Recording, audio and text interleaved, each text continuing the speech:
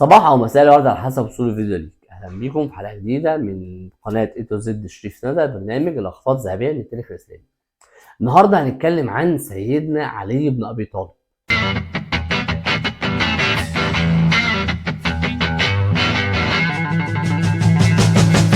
طبعا احنا لو حبينا نتكلم عن سيدنا علي بن ابي طالب هناخد مجلدات، لان الراجل ده في وصفه يعني اتقال فيه كتب. بس انا هتكلم عن لقطه واحده بس حصلت في حياه سيدنا علي بن ابي طالب. في غزوه خيبر المسلمين كانوا بيحاربوا اليهود عشان يطلعوهم من المدينه المنوره بقى كلهم، يجلوا اليهود كلهم من المدينه المنوره، وده اللي كان حصل بعد صلح الحديبيه. اليهود طبعا كالعاده بتاعتهم اتحصنوا في الحصن بتاعهم وفضلوا قافلين عليهم لحد بقى لما المسلمين يزهقوا او يمشوا. لكن بدأ القتال ما بين المسلمين واليهود، وبالفعل المسلمين هجموا على حصن خيبر. انا هحط لك صورة باب الحصن زي ما حضرتك شايفه دلوقتي كده. باب الحصن واضح ان هو كان ارتفاعه 2 متر او يزيد، ووزنه ما يقلش عن 150 كيلو، عشان ده باب حصن. سيدنا علي بن ابي طالب بيعمل ايه؟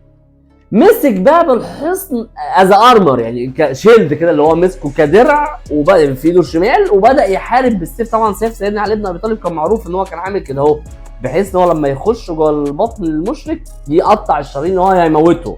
انا مش داخل اعور او اضرب، لا. فهو مسك السيف بايده اليمين وماسك باب حصن خيبر بايده الشمال، وبدا يحارب بيه والمسلمين من وراه.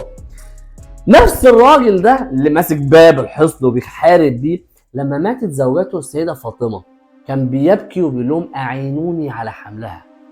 انت اللي كنت ماسك باب الحصن بإيد واحدة مش قادر تشيل الكفن بتاع والنعشة بتاع السيدة زوجتك. ده بس بيعرفنا ان الانسان في عز ما هو قادر يتخانق او عنده ادرينالين بيقدر يعمل معجزات، وفي عز حزنه ممكن ما يقدرش ان هو يقف او يشيل نفسه. رحم الله طبعا سيدنا علي، ونتمنى ربنا يجمعنا معاه في الجنه باذن الله.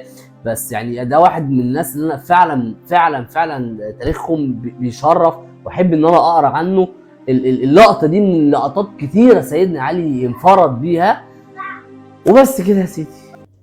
وفي اخر حلقه، لو الفيديو عجبكم وانتوا عارفين هتعملوا ايه، ما تنسوش اللايك والشير والكومنت، ولو ما اشتركتوش في القناه انزلوا اشتركوا في القناه، ما تنسوش تشوفوا الحلقات اللي فاتت وتستنوا الحلقات الجايه. بصوا على المصادر.